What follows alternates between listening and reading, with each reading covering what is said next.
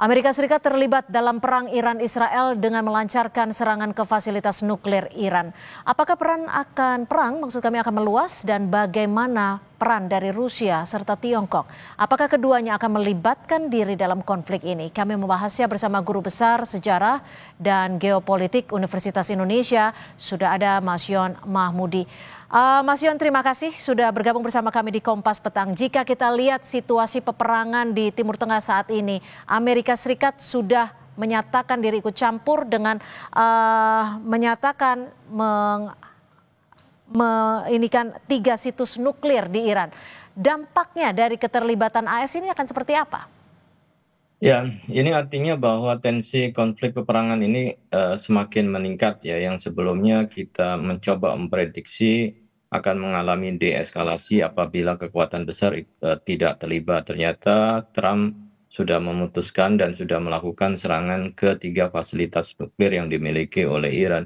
Artinya bahwa ini adalah sudah mulai masuk pada fase semakin memuncaknya ya konflik dan membuka ruang ya perang yang lebih besar karena Amerika telah bergabung dalam operasi bersama dengan Israel guna menghancurkan fasilitas nuklir yang dimiliki oleh Iran. Nah, itu kemudian sasaran target yang dilakukan oleh Iran adalah dengan cara melakukan peningkatan serangan ke wilayah Israel, ditambah lagi sudah mendeklarasikan ya bahwa pasukan Amerika yang ada di kawasan Timur Tengah secara sah ya menjadi target dari Iran, termasuk juga milisi-milisi Iran yang tersebar di beberapa wilayah di Timur Tengah. Artinya ya secara sadar Trump telah membuka perang baru dengan Iran dan milisi-milisinya, dan tentu akan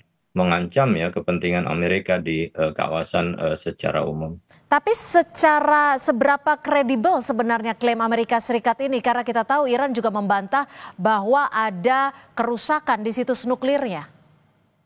Nah, kalau itu kemudian di situs nuklir yang berbahaya, eh, tenaga ahli atom internasional kan sudah memperingatkan bahwa tempat nuklir itu tidak boleh menjadi sasaran bom, karena itu kan dapat mengakibatkan radiasi atau kebocoran, dan itu mengakibatkan korban yang dalam jumlah banyak. Namun setelah serangan 3 lokasi itu yang disebut Trump sebagai successful ya attack yang sudah selesai dan sukses, tapi nampaknya dibantah oleh Iran bahwa tidak ada kerusakan yang berarti di 3 fasilitas, dan juga tidak ada laporan adanya kebocoran atau radiasi nuklir. Nah, Ya. tentu akan menimbulkan pertanyaan sejauh mana klaim bahwa 3 dari tempat pengayaan nuklir yang disinyalir untuk digunakan ya di dalam hal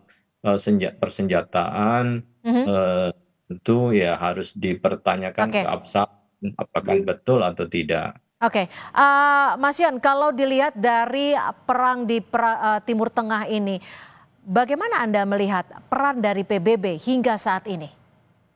Harusnya kan PBB kemudian segera melakukan sidang darurat ya berkaitan dengan eskalasi perang yang melibatkan Amerika. Memang Dewan Keamanan PBB, Guterres sudah sekretaris PBB, Sekjen PBB sudah menyampaikan keprihatinan dan meminta semua pihak untuk menahan diri dan Ya. tidak ikut memperburuk situasi. Tapi yang terjadi malah Amerika di bawah Trump melakukan serangan yang itu bisa memicu dampak perang yang lebih besar. Nah, ini saya kira yang dikhawatirkan oleh dunia internasional. Ya, kita bicara soal dampak perang. Kalau kita lihat saat ini Amerika Serikat bisa dikatakan dalam tanda kutip membackingi Israel. Bagaimana dengan posisi baik dari Rusia dan juga Tiongkok melihat situasi ini?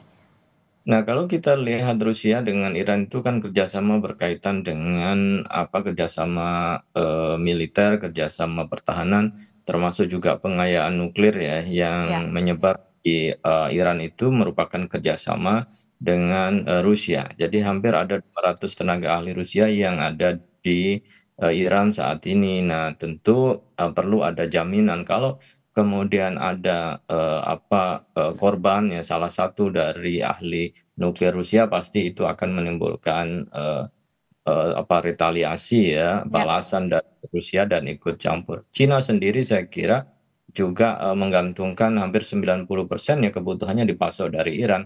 Hmm. Kalau itu terlambat pasti juga akan mempengaruhi Cina, dan pasti Cina tidak mau tinggal diam Ya. bahwa Iran akan menjadi wilayah yang tidak stabil Oke. karena peperangan.